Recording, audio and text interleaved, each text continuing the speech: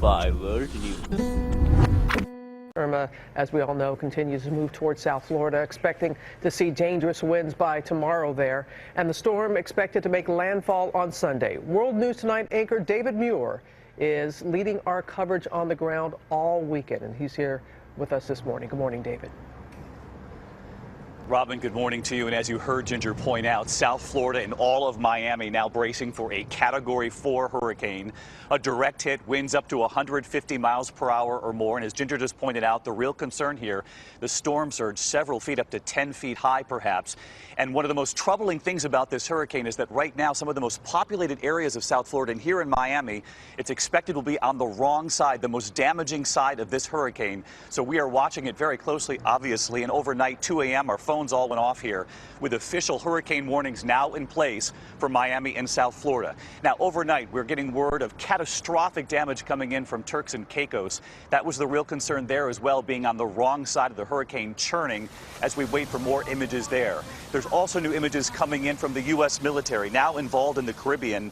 New images of U.S. Navy sailors actually helping the critically injured, bringing them to St. Croix in the U.S. Virgin Islands for treatment. New pictures from St. Martin, just devastation as far as the eye can see. That island could be hit again, unfortunately, by Hurricane Jose, which is next in the pipeline. Hotels destroyed, an estimated 6,000 Americans actually still stuck there. I talked to the Prime Minister of Barbuda overnight, who said more than 90% of that island simply destroyed. Hotels, buildings gone. And he told me the effort there today is to simply get everyone on that island off, to evacuate the entire island before Jose hits again. For late details on Turks and Caicos and reports of calls from Americans who are there back home to their families, let's turn to ABC's James Longman. He's live with us this morning from Nassau. James, good morning.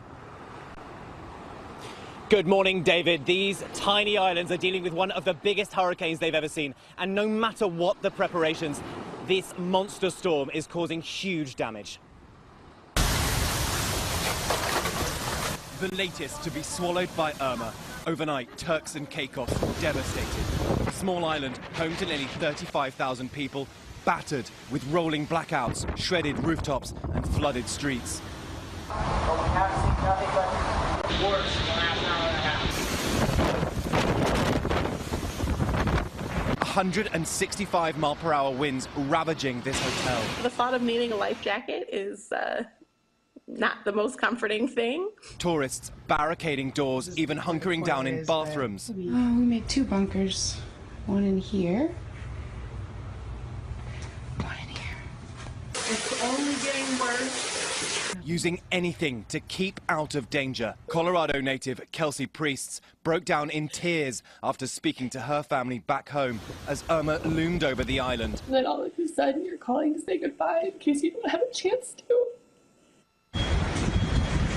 This morning, islands across the Caribbean dealing with the aftermath of the now 600-mile-wide storm. Look at the level of devastation in St. Martin. Homes leveled. These shipping containers tossed, boats slamming together like toys. In Barbuda, which has been completely decimated by Irma, volunteers evacuating stranded islanders by private yacht. We're here in the Bahamas. We're expecting landfall sometime tonight. We can feel the wind picking up here. And the thing is these islands sit very, very close to the water, so the worry is that storm surge coming in. David? All right, you and the crew stay safe there, James. We certainly appreciate it. And back here in Florida this morning, we should point out that all public schools here in Miami have been closed straight through Monday at least.